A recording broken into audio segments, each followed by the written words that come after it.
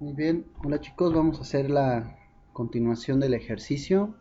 Ahora vamos a comprobar la solución de este por el método de Thevenin, ¿sí?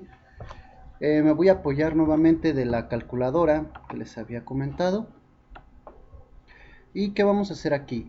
Bueno, como ya tenemos nuestro circuito y el simulador le asignó nombres a los elementos, pues vamos a declarar esos mismos elementos, ¿sí? Vamos a poner primero, vamos a llamarlo X L a la reactancia inductiva. Ponemos que va a ser igual a 2pi por la frecuencia, que son 10 por 10 a la 3 por 10 milihenries, ¿sí? Y nos da 628. Hay que recordar, hay que multiplicarlo por i, porque es imaginario. Hay que cambiar aquí a complejos y ya. Muy bien, ya está. Ahora el otro elemento, el capacitor lo vamos a llamar X1.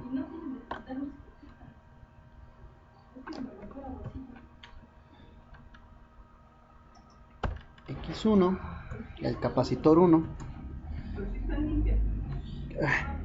que va a ser igual a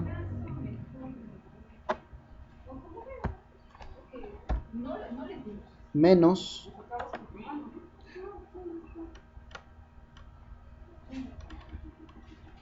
uno entre 2pi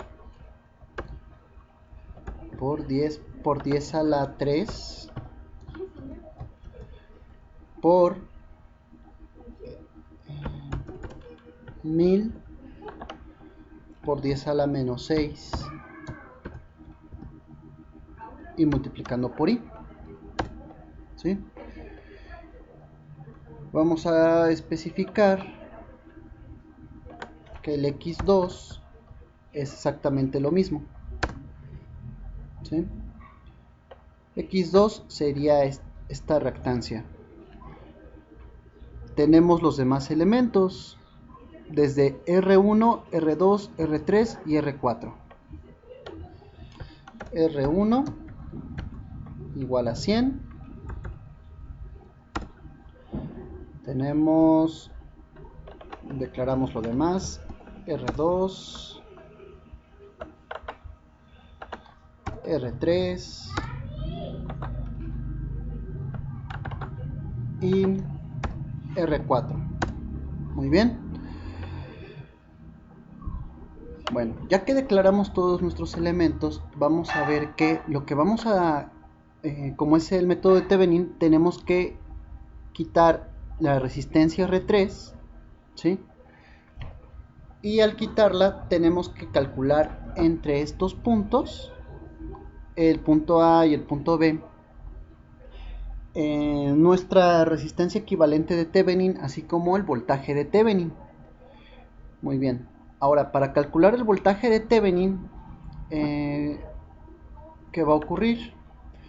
Si nosotros rompemos esta línea y rompemos esta otra línea, ¿sí?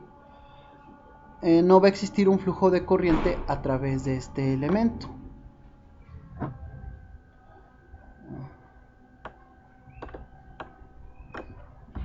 De hecho, aquí puedo remover esto. Voy a poner voltaje y corriente. Vean.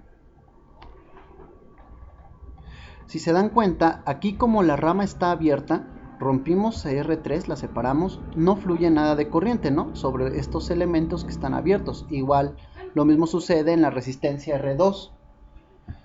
¿Sí? Ahora vamos a ver que el voltaje que está en el capacitor es de 3 milivolts aproximadamente, ¿sí? La corriente se sigue manteniendo de 157 miliamperes. Entonces, ese sería el voltaje de Thevenin. Sin embargo, hay que calcularlo.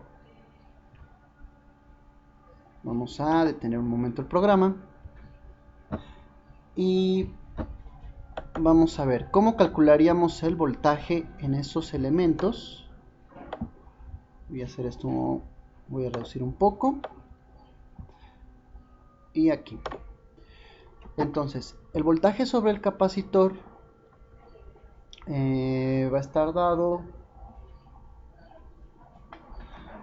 como, lo voy a llamar B1.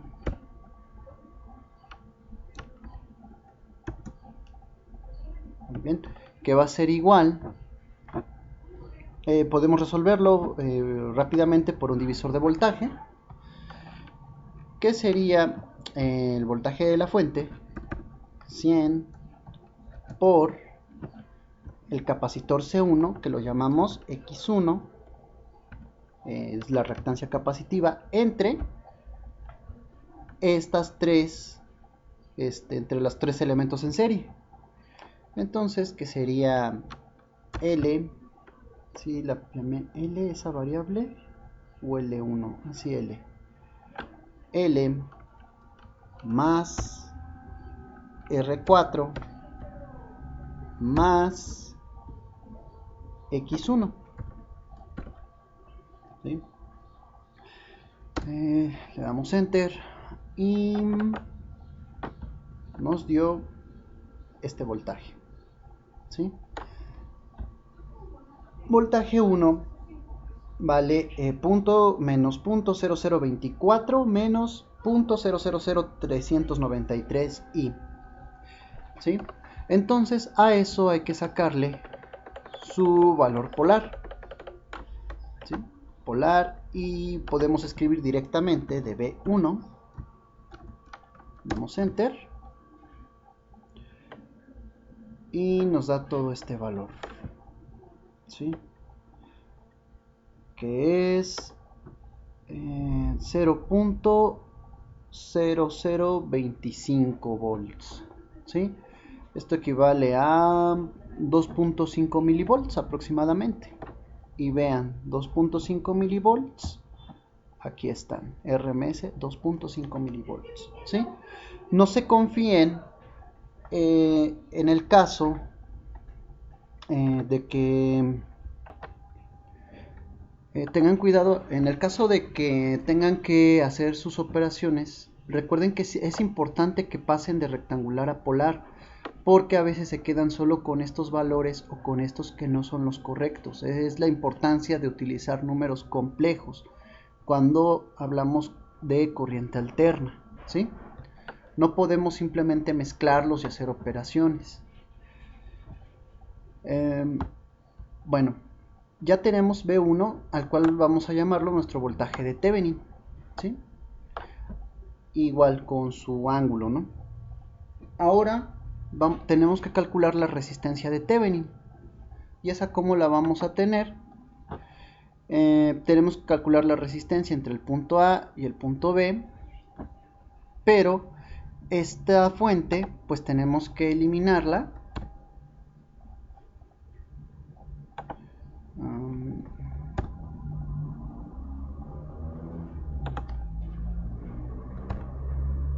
Y hacer esta unión así, ¿sí? Bueno, podríamos utilizar el multímetro.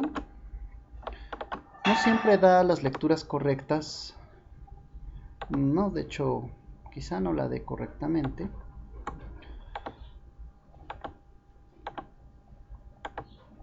Vamos a ver. Vamos a dar.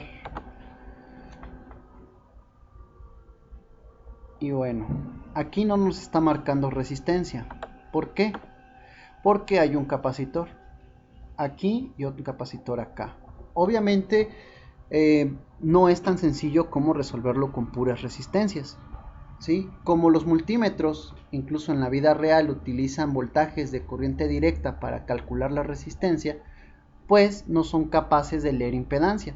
Para esto necesitamos un medidor de impedancias, el cual también contamos con él en el laboratorio y lo vamos a ver cuando vayamos a hacer estos circuitos.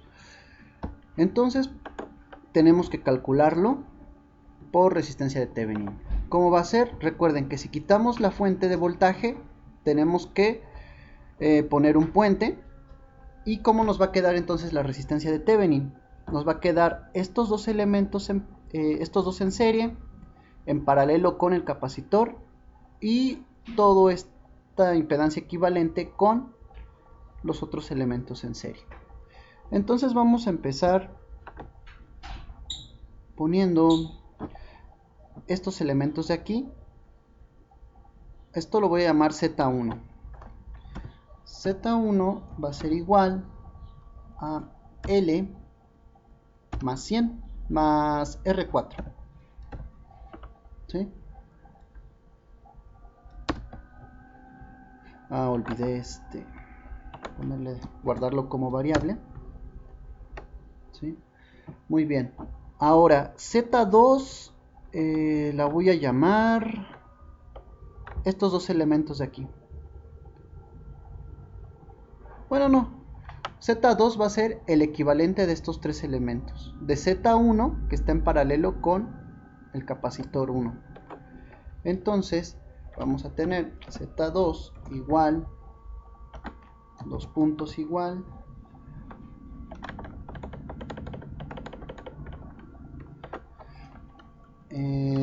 utilizamos los elementos en paralelo. Escribimos Z1 por X1 entre Z1 más X1. ¿Sí? La resuelve y nos da este valor. ¿Sí? Esta es la impedancia equivalente de estos tres, de este arreglo de elementos, ¿no? Sí.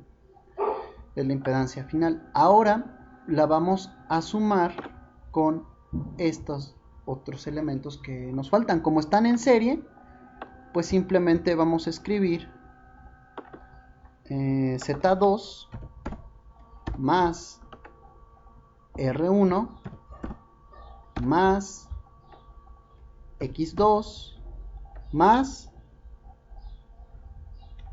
R2.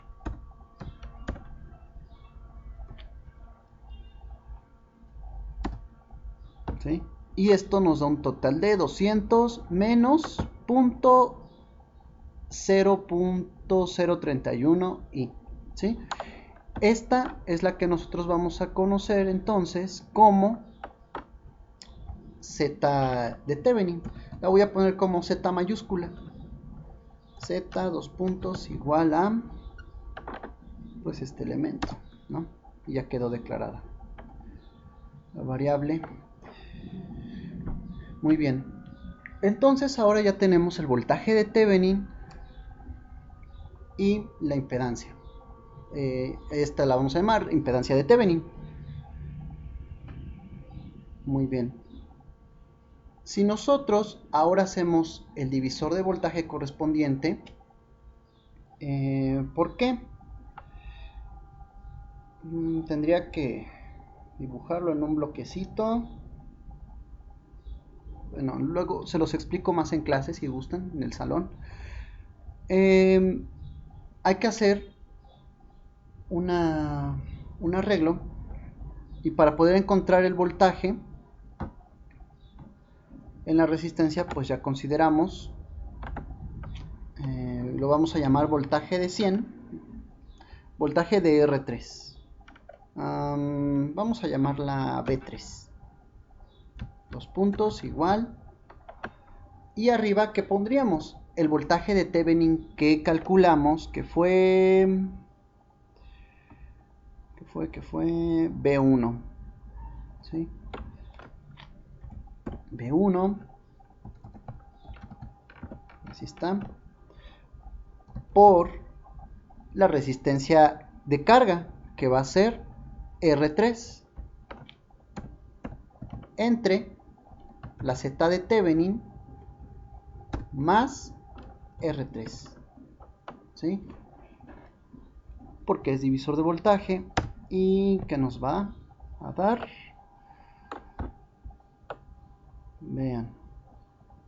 ¿sí? Bueno, aquí quedó muy grande la expresión, pero B3 es este valor, .0008234, y acá .0001311. Y hay que pasar, está en forma rectangular, hay que pasarlo a forma polar. Entonces ponemos polar ahora de B3, ¿sí? Y esto es lo que nos da .00833, ¿sí? Si se dan cuenta, era el mismo valor que nos salió en el video anterior por el método de mallas, ¿sí? Entonces tiene que ser el mismo voltaje, y de hecho pues me contempla, ¿no? el mismo ángulo, ¿sí? Ahora vamos a recordar, vamos a obtener el ángulo. Voy a regresarme a números reales y en grados, ¿sí? ¿Por qué? Quiero obtener, ya tengo el voltaje, pero quiero el ángulo en grados.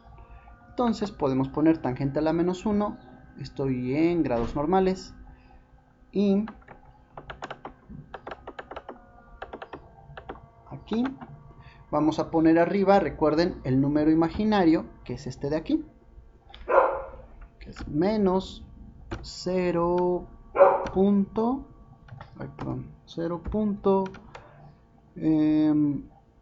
1, 2, 3, 13, 11 entre menos 0.123 823 23, 4, ¿sí? Entonces le damos enter y nos dio un ángulo de 4 grados, ¿sí? Pero aquí hay un punto importante que contemplar. Cuando nosotros hablamos de estas coordenadas, ¿en qué cuadrante estamos? En el cuadrante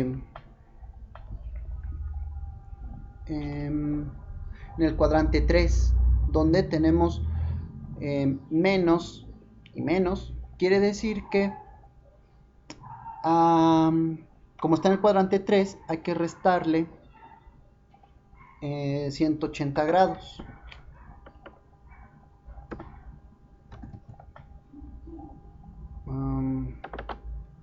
Y nos quedaría, ¿sí?, menos 170.95 grados, ¿sí?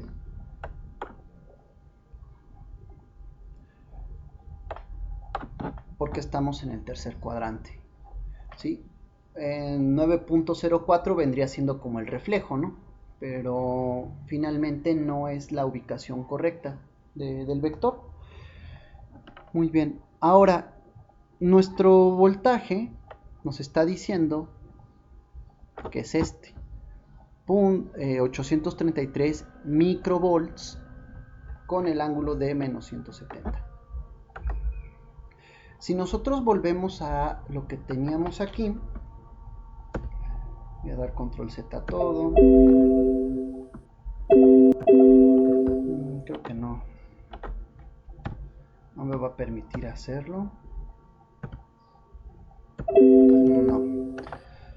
Bueno, voy a tener que poner todos los elementos que había quitado. Voy a poner nuevamente la fuente.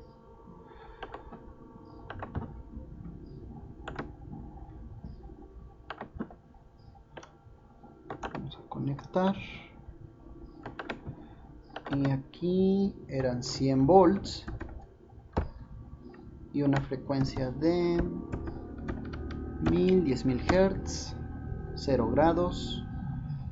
Muy bien, ya podemos conectar esto, nuestra resistencia de carga, y esta tierra voy a tener que colocar el nodo aquí para que sea nuestra referencia, nuestra fuente de referencia. Es donde voy a poner la tierra, para que a partir de aquí vaya midiendo los grados, ¿sí? Por eso pongo esta referencia, para que el osciloscopio lo entienda. Aquí pues puedo conectar directamente la fuente, ¿sí? ¿Por qué? Porque sé que mi fuente está a 0 grados, ¿sí? Va a iniciar, va a ser mi referencia, todo esto. Y en el canal B del osciloscopio, ¿qué sucede? Voy a conectar la resistencia de 100 ohms, ¿sí? Aquí es una simulación. En la parte, cuando lo hagamos en físico, vamos a ver que hay algunas cosas que tenemos que modificar, pero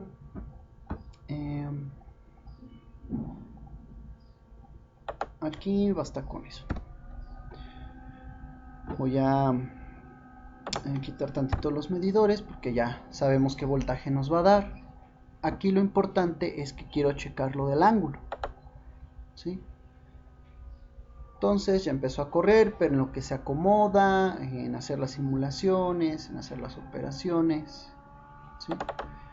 Podemos darle doble clic aquí, ¿sí? Ok. Muy bien. Aquí ya está acomodada la línea. Vean, si le pongo en 0, los dos canales pues se van a esta línea central. Si le pongo en alterna, que es lo que estamos manejando, pues se ve nuestra señal senoidal. Esta es nuestra señal de entrada. ¿Cómo lo sabemos? Aquí podemos ajustar en la escala en vertical todos los valores. En un osciloscopio real tenemos hasta cierto límite de voltaje para poder leer. Aquí, como es una simulación, pues puedo poner que son hasta 500 volts, hasta 1 kilovolt, ¿sí? Pero aquí lo importante es que especifique que aquí son 100 volts RMS. Y dense cuenta, ¿no? O sea, cada espacio de aquí vale 100 volts. Entonces, RMS, cuando nosotros queremos un voltaje pico, pues llegamos hasta estos extremos. De hecho, con estas líneas podemos nosotros monitorear esos niveles, ¿sí? A ver si esta funciona. No. Bueno. Ahora vamos a visualizar nuestra otra señal, ¿sí? Aquí se ven. Y como pueden ver, prácticamente la señal está desfasada, ¿cuánto? Casi 180 grados, ¿sí? Casi. Ahora, ¿por qué se ven casi del mismo tamaño? Porque aquí la escala la estoy modificando. En el canal B la tengo en 1 milivolt por división y en el canal A 100 volts por división. Entonces aquí pues puedo modificar la señal, ¿no? Como es muy pequeña, pues la dejo de esta forma. Ahora lo que me importa es que quiero saber cómo medir el desfasamiento en esta señal, ¿sí? Déjenme ver. Voy a necesitar la lupa para que puedan visualizarlo mejor. Muy bien. Aquí están los nodos en cuando atraviesa una señal. Entonces voy a enfocar una de estas líneas de prueba, la 2, y la voy a poner aquí, justo donde empiezan a hacer este ciclo, ¿sí? Ahora voy a poner la otra línea, pero ¿dónde nace quién? Aquí, donde nace este otro ciclo, ¿sí? Y vamos a ver abajo que la línea amarilla es 2, este 2, y la línea azul este 1. Entonces la resta nos da esto, menos 47.506 microsegundos. En un osciloscopio real también se da el desfasamiento en tiempo, ¿sí? No nos los da en grados, nosotros tenemos que convertirlo a grados. Hay algunos osciloscopios que ya no los dan en grados, pero comúnmente pues tenemos que hacerlo nosotros. ¿Cómo vamos a hacer eso? Pues utilizando una regla de 3. ¿sí? Aquí, si podemos escribir que ahora, bueno, para poder especificar esto del tiempo, hay que recordar algo importante. Un ciclo, aquí, ya sabemos que un ciclo significa dónde comienza, dónde termina y vuelve a comenzar. Entonces un ciclo equivale a 360 grados, equivale también a 2pi o a un radián, ¿sí?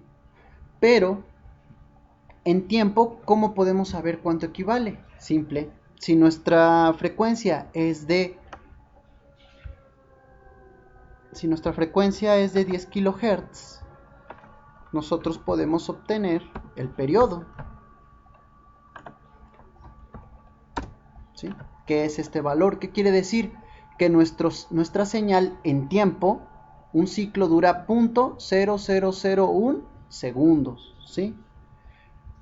Entonces podemos hacer nuestra regla de que 0.001 segundos es lo mismo que 360 grados.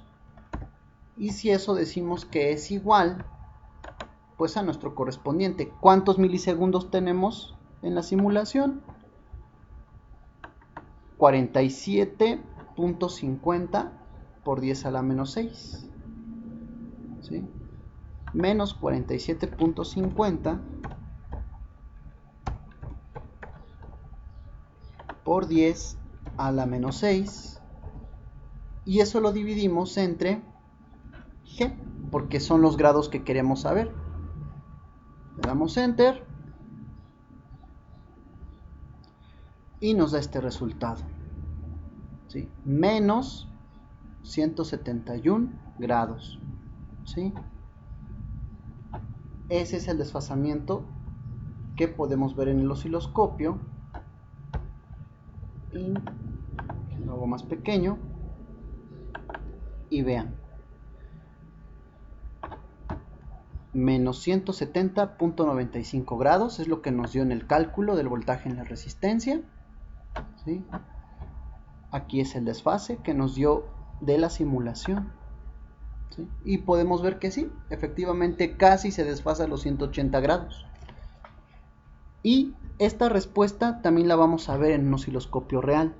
Entonces por eso yo les comento que cuando nosotros medimos voltajes de corriente alterna en el multímetro, y de hecho en los multímetros estamos hablando que maneja frecuencias de 60 Hz, a altas frecuencias pues ya no se visualiza bien, pero en este caso vean, los medidores o multímetros de RMS nada más nos daban el voltaje RMS o corriente RMS, nunca nos decían cuántos grados de desfasamiento tenían. Los grados de desfasamiento los podemos ver en el osciloscopio sin ningún problema, ¿sí? Y esta es la parte importante de manejar números complejos. Y bueno, y también así ya comprobamos que también por el método de Thevenin podemos resolver este circuito. Muchas gracias y sería todo por el momento.